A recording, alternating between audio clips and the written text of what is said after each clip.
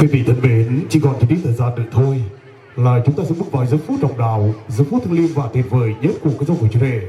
Đó chính là trong trang phục áo cưới. Cô dâu và chủ rể sẽ cùng gió mắt quan viên hay họ, cũng như toàn thể tất cả quý vị chúng ta đã có mặt trong buổi chiều hôm nay. Kính thưa và chiều cưới, trước tập phạt anh mến, trăm năm tình viên mãn bằng đồng yêu phu thê. Như vậy là những điều ấm áp và tuyệt vời nhất trong ngày tình yêu luôn ngôi của chủ rể Y Tâm và cô dâu Gianna trong buổi chiều hôm nay. Chỉ còn chỉ ít thời gian nữa thôi là chương trình của chúng ta xin được phép bắt đầu. Một lần nữa chúng tôi những làm chương trình xin được trân trọng kính mời quý vị chúng ta đang rải rác ở phía bên ngoài hội trường. Xin mời quý vị chúng ta sẽ cùng dạo bước vào bên trong để chúng ta cùng an tòa và chúng ta sẽ cùng đem lại những gì tốt đẹp nhất cho đôi bên của chúng ta trong buổi chiều hôm nay. Xin thân ái kính mời.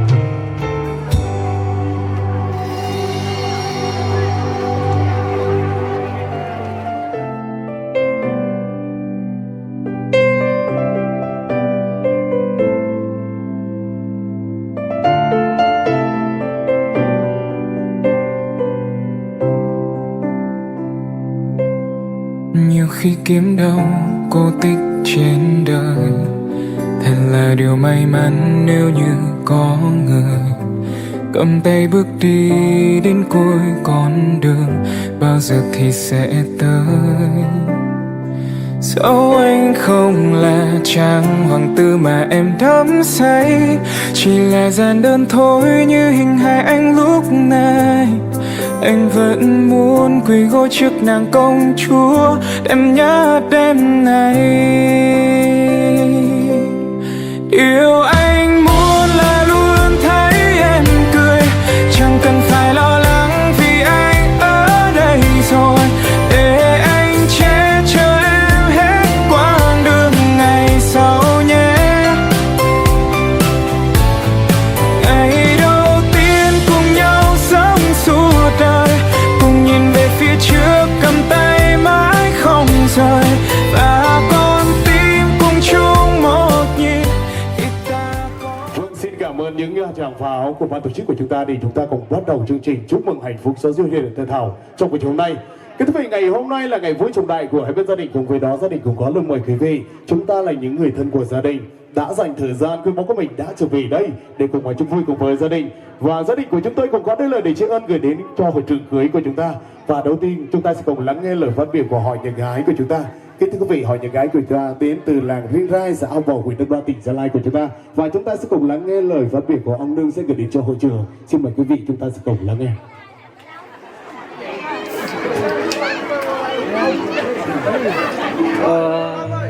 Lo của nhạc của mình đi ở đây, mình đi có biết bằng đi dòngตัวละđi có biết bằng Việt Châu một cho mùng nhẹ mùng rõ là ngồi hầm và đi ra sáng nọ thôi mình có đi chắc toàn có nhạc đi thôi này cô chào anh xin. Và chúc lễ hội trường cưới của chúng ta cho một tràng pháo tay thật lớn cho gia đình họ nhà gái của chúng ta đi nào. Họ nhà gái đâu rồi, cho một tràng pháo tay thật lớn đi nào. Vâng, xin cảm ơn những tất cả quý vị. Và sau đây chúng ta sẽ cùng lắng nghe lời phát biểu của chủ nhà. Xin phép MC được gọi là chủ nhà, tại vì chúng ta lễ thành hôn của cái dòng và chủ đề được diễn ra tại tư gia họ nhà trai của chúng ta. Và chúng ta sẽ cùng lắng nghe lời phát biểu của ông Long sẽ gửi đến cho hội trường. Chúng ta có phép của nề đây như bằng ta em mới biết sang nào của mình để tay phận nào thôi cũng còn hiệp của con này có hiệp chắc còn này có nghe không biết tôi hiệp con này có hiệp chắc còn để chúng ta bông nhà ta biết giờ mà nên yang vài phim chắc cái nguy sâu sang năm biết chắc lên thọ ở đâu lên thọ sang sang đúng không mong này ta hai con định mà này người ta vẫn còn hiệp. Họ nhà trai của chúng ta đâu rồi, cho một tràng pháo tay thật lớn đi nào. Vâng, xin cảm ơn những tình cảm của quý vị đã dành cho gia đình ngày hôm nay. Và kính thưa quý vị, chúng ta vừa đã lắng nghe những lời phát biểu của chú Văn Họ rất chân tình, rất nhiệt lòng đã gửi đến cho hội trường của chúng ta. Và kính thưa quý vị, và trong ngày vui hạnh phúc hôm nay, trong ngày lễ thành hôn của gia đình, chúng ta sẽ cùng đến với một nghi thức rất là quan trọng, đó là nghi thức giao hiền để thảo của chúng ta sẽ cùng nhau dâng kính 10 ly nước đến người cha, người mẹ thân yêu của cái dòng của chủ rể, để đáp lại những công ơn chân thành dưỡng dục của cha và mẹ đã dành cho cái dâu của chủ rể có được ngày trọng đại hôm nay.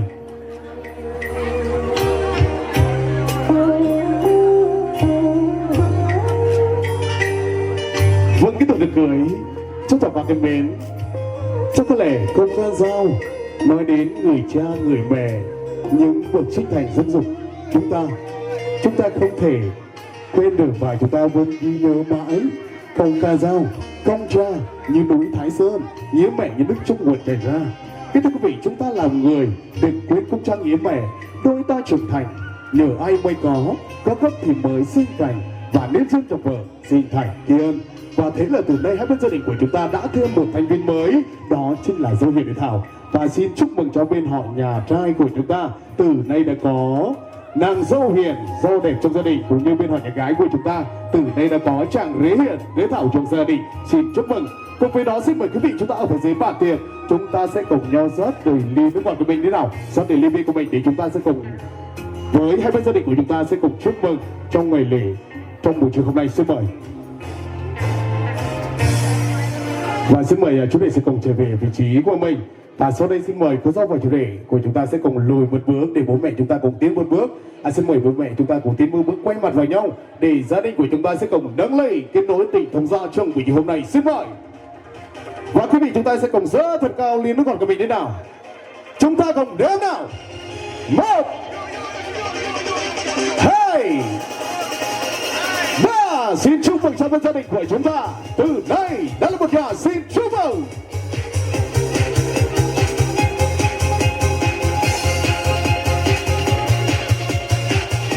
Quý vị thân mến, vừa rồi chúng ta vừa chứng kiến những khoảnh khắc, những giây phút tuyệt vời nhất của hai bên gia đình. Và trước lễ đến giây phút ở đây, chúng tôi những làm chương trình sẽ trả lại chủ hôn ai họ bằng những vòng tay yêu thương của quý vị. Và sau đây xin được trân trọng kính mời bố mẹ chúng ta sẽ cùng xuống phía dưới ngồi vào bàn tiệc rất rực của mình để chúng ta sẽ cùng chứng kiến những khoảnh khắc, những giây phút tuyệt vời nhất của hai con mình trong buổi chiều hôm nay.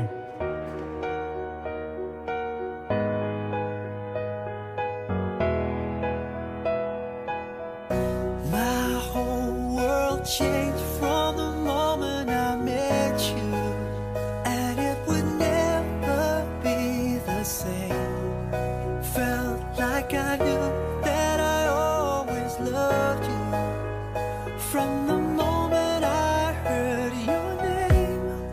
Everything was perfect. I knew this love was worth it. Our own miracle in the making.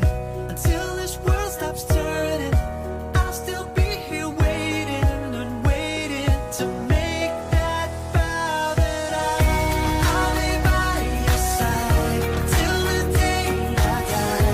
I'll be waiting till I hear you say I do. Something old, something new, something borrowed, something new. I'll be waiting till I hear you say I do. Smiles by the thousands, your tears have all dried out. 'Cause I won't see you cry again. Throw pennies in a fountain, look at what comes out. Sometimes wishes do come true. Now everything is perfect. I know this love is worth it. Our own miracle in the making. Until this world stops turning, I'll still be here waiting and waiting to make that vow that I'll be by your side till the day I die. I'll be waiting till I hear you say I do. Something old, something new, something borrowed, something new. I'll be waiting till I hear you say I do.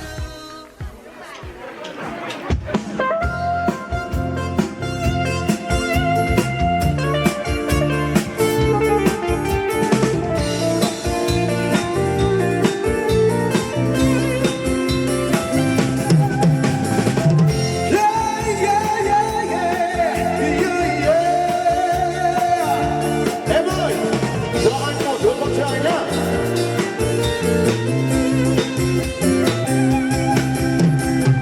Em ơi cho tôi một đứa con trai.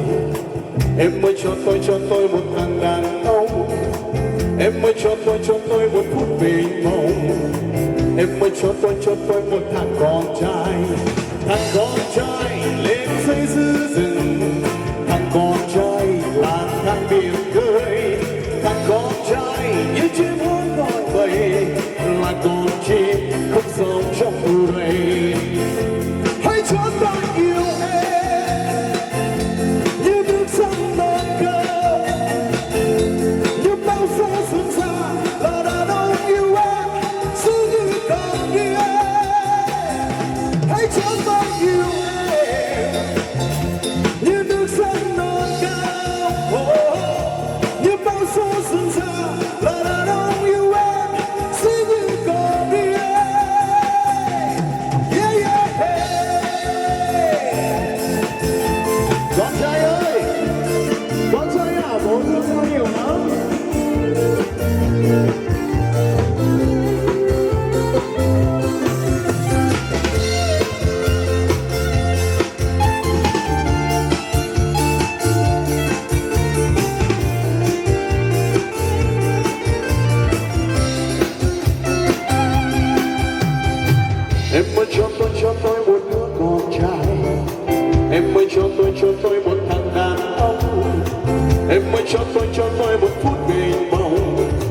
em mới cho tôi một thằng con trai, và thằng con trai lên dưới rừng, thằng con trai lang thang biển khơi, thằng con trai như chim hót gọi bầy, là con chim không sống trong tù đầy.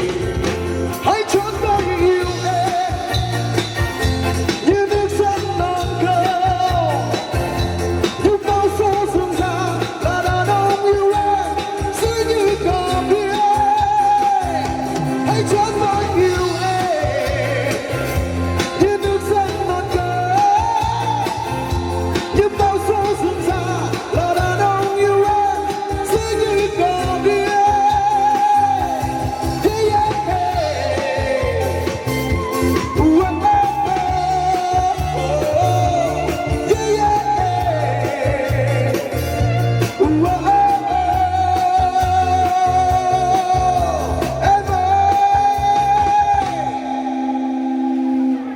Cho anh một thằng con trai.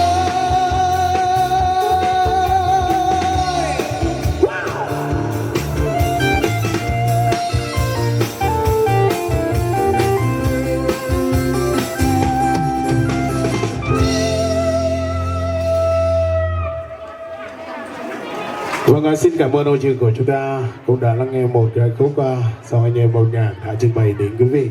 Và tiếp nối chương trình chúng ta sẽ cùng thưởng thức giọng ca đến từ quý vị. Và sau đây xin được trân trọng kính mời anh Jacob sẽ cùng gửi đến cho hội trường của chúng ta với ca khúc tự chọn của mình để chúc mừng hạnh phúc cho cô dâu của chương trình. Xin mời Jacob.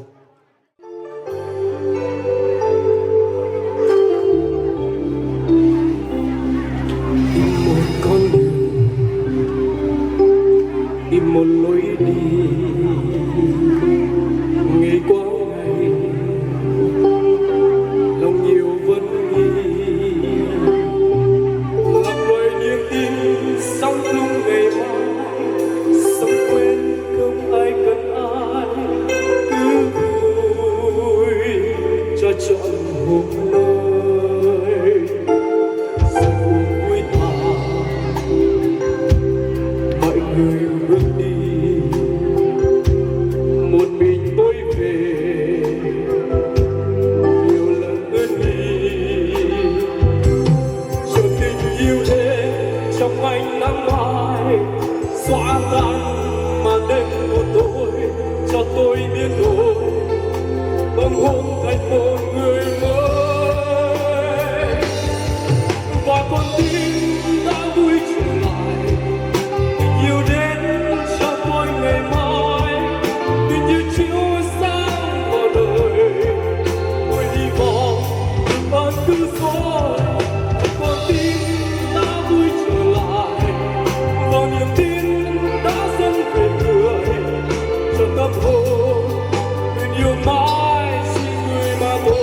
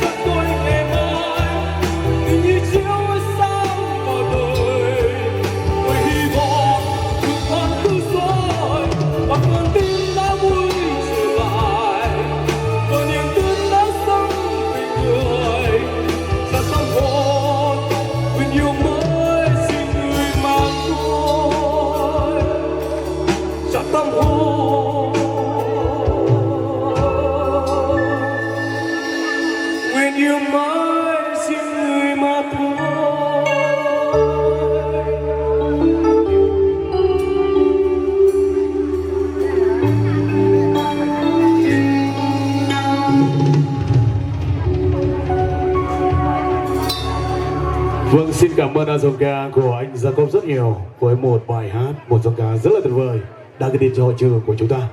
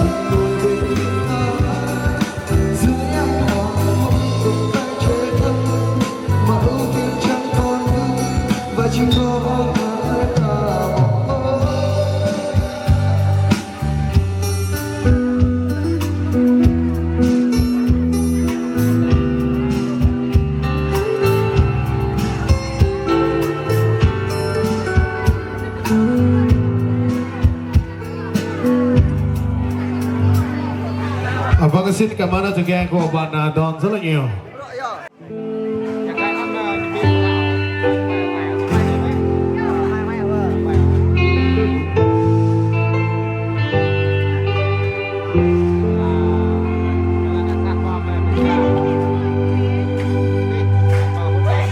Giêsu Chúa lại thành phố đây, Giêsu vua sống ngày hôm nay, Giêsu đã cam chịu một nước. Giêsu, anh sáng chiếu nơi này tăm tối, đem an vui cho người bồi lối, đem phúc khánh cho người về lối. Giêsu,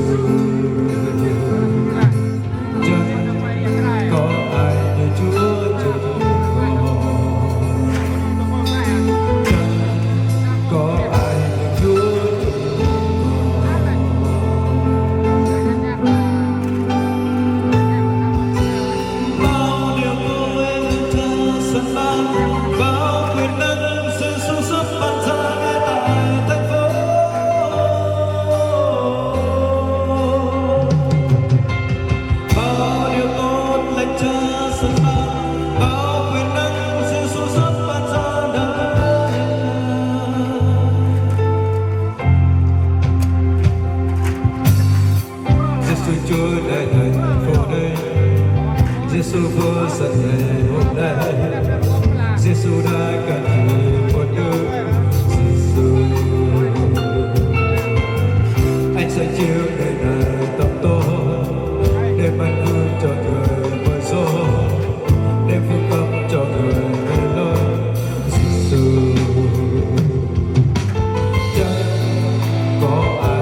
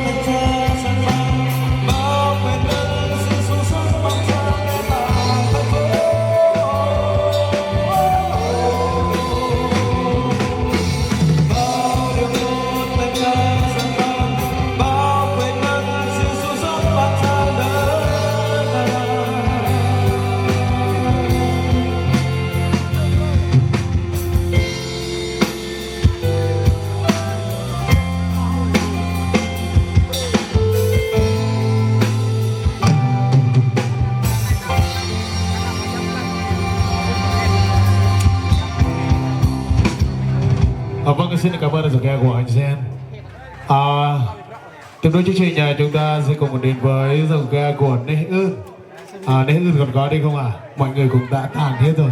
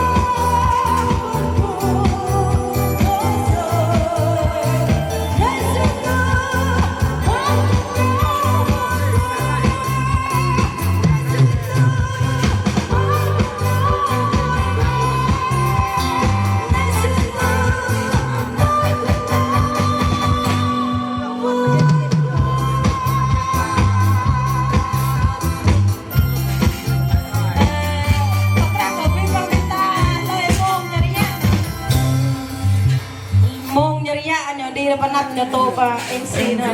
Muốn quỳ gối trước nàng công chúa đêm nhớ đêm này.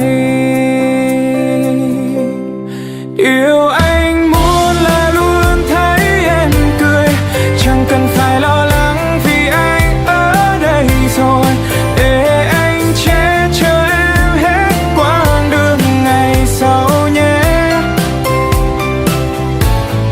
Ngày đầu tiên cùng nhau sống suốt đời, cùng nhìn về phía trước cầm tay mãi không rời, và con tim cùng chung một nhịp khi ta có đôi. Điều anh mong thật ra chẳng xa xôi đâu, chỉ cần ta cùng nhau đến khi bạc đầu. Dù mai sau nhiều điều làm ta lo âu, yes I know, yes I know. Dẫu anh không là chàng hoàng tử mà em đắm say, chỉ là gian đêm thôi như hình hài anh lúc này. Anh vẫn muốn quỳ gối trước nàng công chúa đêm nhớ đêm nay. Điều anh muốn là luôn thấy em cười, chẳng cần phải lo lắng vì anh ở đây rồi, để anh che chở em hết quãng đường ngày sau nhé. Ngày đầu tiên cùng nhau sống suốt đời, cùng nhìn về phía trước cầm tay mãi mãi không rời, và con tim cùng chung một nhịp khi ta có đôi. Ngày hôm nay tuyệt vời nhất trên đời, vì là ngày đầu tiên mà ta có nhau rồi, và từ nay về sau sống chung trong một thế giới.